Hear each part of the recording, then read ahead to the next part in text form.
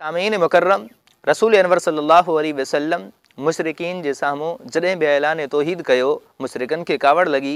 मुशरिकन हर वक़्त रसूल अनवर सल्लल्लाहु अलैहि वसल्लम जी मुखालफ़त कई ऐं रसूल अनवर सल्लल्लाहु अलैहि वसल्लम खे तकलीफ़ूं ॾिनऊं। एतिरे क़दर जो मके खे छॾण ते मजबूर कयूं। रसूलुल्लाह सल्लल्लाहु अलैहि वसल्लम मके खां हिजरत करे मदीने हलिया विया।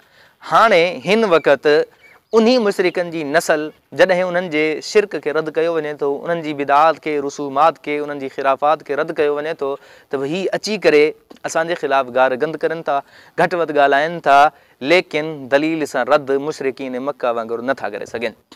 सामीन गिरामी, मां हवाई ॻाल्हि नथो कयां, इहा मुंहिंजे साम्हूं वीडियो आहे, ॾिसो।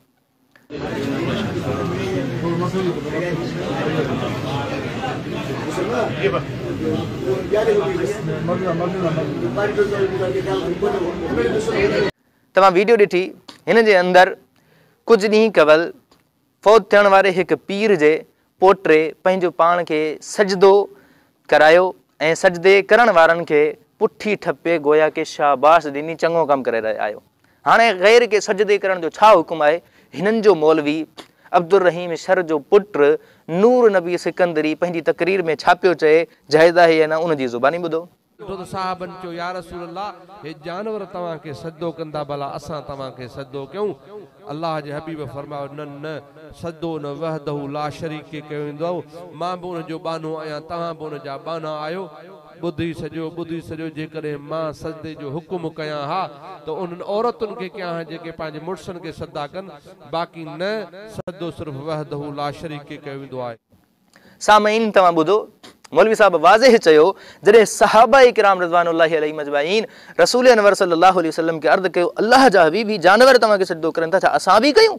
हुज़ूर अलैहिस्सलातु वस्सलाम फरमाए, न, सजदो फ़क़त अल्लाह जी ज़ात खे, मां गैरुल्लाह खे सजदा कराइण कोन आयो आहियां। रसूल अनवर सल्लल्लाहु अलैहि वसल्लम जॾहिं मना कयो, रसूल अनवर जी ज़ात खे जॾहिं सहाबा किराम सजदो करण जो सोचनि था, हुज़ूर मना करनि था।